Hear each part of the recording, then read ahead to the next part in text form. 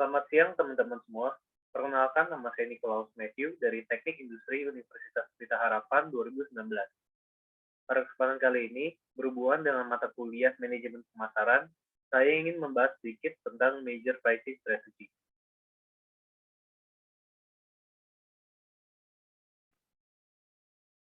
Nah, jadi sebuah produk yang ingin dipasarkan itu tentunya memiliki harga yang sudah ditetapkan berdasarkan keputusan perusahaan. Terdapat beberapa faktor penting yang harus diperhatikan dalam mempertimbangkan harga dari barang tersebut. Berikut saya akan menjelaskan sedikit tentang pertimbangan dalam menentukan harga. Yang pertama-tama itu adalah menentukan harga dalam menentukan harga sebuah produk, kita harus memperhatikan customer perception of value. Dengan kata lain, customer perception of value ini merupakan persepsi dari konsumen terhadap produk yang ingin dijual. Jadi persepsi pelanggan ini sekaligus menjadi pertimbangan price ceiling atau seberapa tinggi harga yang dapat diberikan pada produk. Biasanya pelanggan tidak ingin membeli produk apabila telah melewati price ceiling ini. Seperti contoh, saya akan membahas sebuah perusahaan otomotif Rolls-Royce. Seperti yang diketahui, Rolls-Royce ini merupakan manufaktur mobil sport mewah yang memiliki keunikan dan kemewahan tersendiri. Mobil yang diproduksi oleh Rolls-Royce ini memiliki sejumlah fitur yang mengesankan. Selain itu, tidak lupa juga performa dari mesin yang sangat baik. Rolls-Royce memperhatikan detail-detail pada mobilnya dan dalam produksi setiap mobil menggunakan material yang premium. Berdasarkan banyak ulasan dari pelanggan maupun orang yang berpengalaman setelah mengendarai mobil-mobil Rolls-Royce, mereka merasakan adanya kemewahan dan kecanggihan dari fitur-fitur mobil. Selain itu, kualitas dari setiap komponen mobil terasa sangat premium, sehingga persepsi orang terhadap mobil Rolls-Royce ini merupakan mobil mewah yang sangat mahal dan premium. Persepsi pelanggan ini pada akhirnya dapat menjadi pertimbangan perusahaan Rolls-Royce dalam menentukan harga dari mobil yang ingin dijual. Ekspektasi dan kepercayaan pelanggan yang dibangun selama bertahun-tahun melalui mobil-mobil Rolls-Royce mampu membuat harga dari mobil Rolls-Royce bertahan di tingkat tinggi.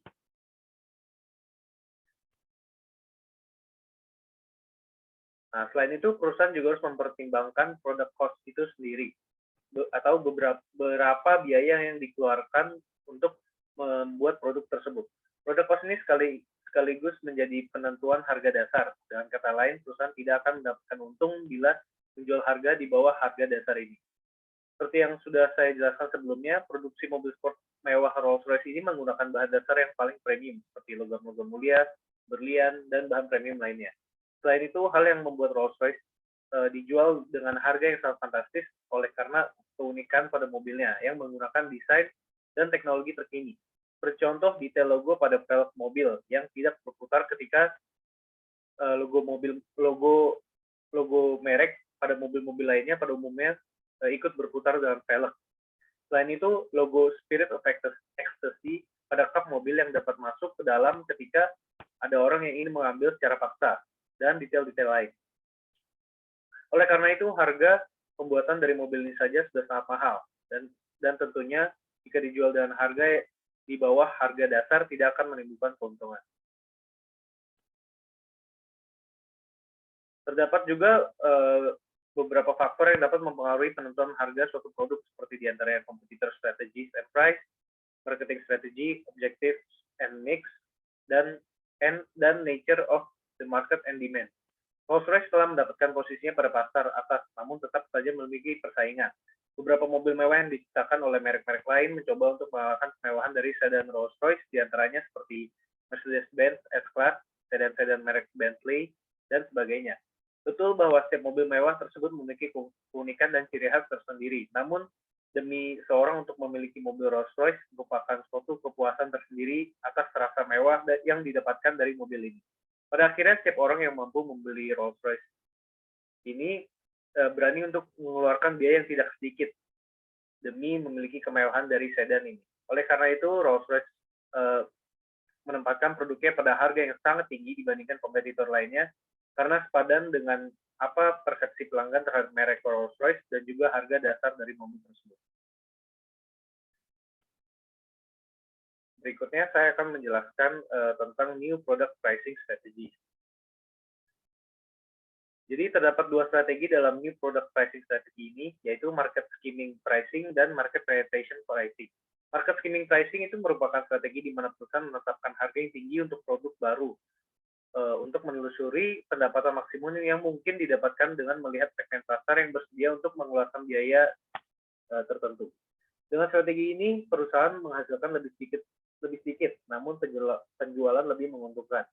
Selanjutnya ada market penetration pricing, di mana strategi ini merupakan strategi yang menetapkan harga rendah untuk produk baru demi menarik banyak pembeli dan pasar yang lebih besar. Contoh perusahaan yang menggunakan market seeding price pada pengeluaran produk barunya yaitu adalah Apple, di mana produk barunya iPhone 13 dijual dengan harga yang tinggi.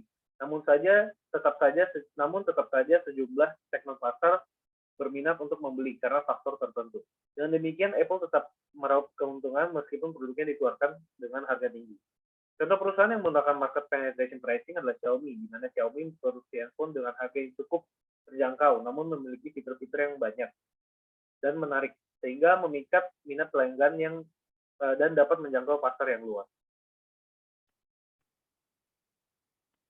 Berikutnya ada product mix pricing. Jadi product mix pricing strategi ini merupakan strategi harga untuk mengatur harga produk yang seiring berubah ketika suatu produk berada dalam produk campuran seperti harga paket. Product mix pricing strategi ini memiliki beberapa jenis strategi di dalamnya. Yang pertama ada product line pricing atau strategi di mana menetapkan harga antara berbagai produk dalam lini produksi berdasarkan biaya, perbedaan produk, evaluasi pelanggan, dan sebagainya. Seperti contoh, saya mengambil harga kamar dalam penginapan di sebuah hotel. Terdapat variasi luas dan beragam fitur yang dapat membedakan harga dari tiap-tiap kamar. Selanjutnya ada optional product pricing atau harga product pricing, yaitu harga opsional atau aksesori produk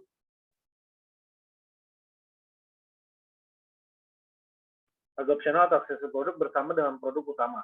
Contoh dari optional pricing ini pada tempat penginapan adalah extra bed, beberapa komplimen seperti makanan dan minuman ekstra yang diberikan oleh hotel, paket breakfast, dan sebagainya.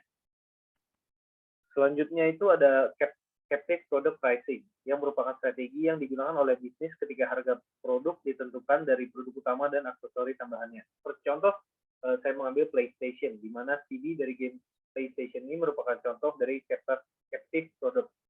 Produk utamanya adalah hardware PlayStation itu tersendiri beserta konsolnya. Tetapi tanpa CD PlayStation, maka konsol yang dibeli tidak akan ada gunanya. Selanjutnya ada buy product pricing, yang merupakan strategi menetapkan harga untuk produk sampingan secara terpisah agar membuat harga produk utama lebih kompetitif. Seperti contoh, sebuah perusahaan menghasilkan ikan kaleng. Selain menghasilkan produk utama, yaitu ikan kaleng, perusahaan juga menghasilkan potongan-potongan ikan yang tidak terpakai. Perusahaan kemudian menjual kedua produk, ikan kaleng dan potongan ikan, secara terpisah. Yang terakhir ada produk bundle pricing, atau merupakan strategi penentuan harga dengan menggabungkan beberapa produk dan penawaran dalam bentuk paket dengan harga yang lebih murah. Seperti contoh, tiket masuk dunia fantasi di Ancol, yang menyediakan paket annual pass atau akses tahunan tanpa batas, sehingga jika diakumulasi lebih murah dibandingkan harus membeli tiket secara terus-menerus.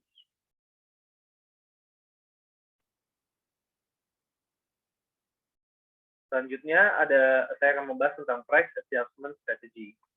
Jadi berikut merupakan strategi dalam penyelesaian harga. Yang pertama ada discount and allowance pricing. Contohnya itu perusahaan memberikan potongan harga dan sistem cashback untuk menarik minat konsumen. Selanjutnya ada segmented pricing. Contohnya adalah perusahaan memberi pilihan produk agar dapat merangkul semua segmen. Seperti contoh di McDonald ada paket a la carte dan yang menjual satu paket dengan pilihan, dan juga ada juga menjual paket-paket tertentu. Setelah itu ada psychological pricing, seperti contoh ada reference price berupa informasi harga dari orang lain.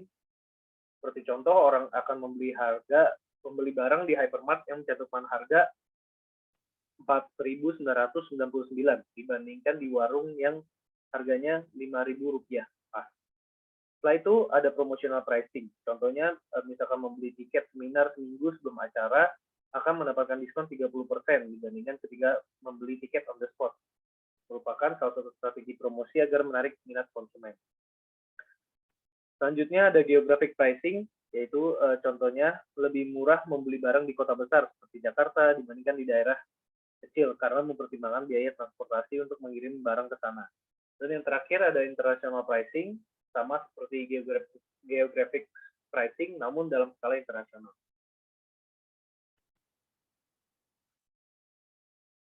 Poin terakhir yang akan saya bahas adalah price changes atau perubahan harga. Sebelum adanya perubahan harga, tentunya harus ada inisiasi dari perusahaan. Apakah ingin menurunkan harga atau ingin menaikkan harga? Banyak faktor yang dapat mempengaruhi hal ini, seperti contoh keadaan pasar, supply demand, dan sebagainya. Selanjutnya, setelah harga baru ditetapkan, perusahaan kemudian melihat reaksi dari pelanggan dan juga tentunya pesaing. Dengan demikian, reaksi tersebut dapat menjadi pertimbangan untuk sebuah perusahaan dapat merubah harga lagi. Dan berikut daftar pustaka yang saya gunakan dalam pembuatan presentasi ini. Sekian, terima kasih. Semoga penjelasan saya dapat bermanfaat untuk kalian semua.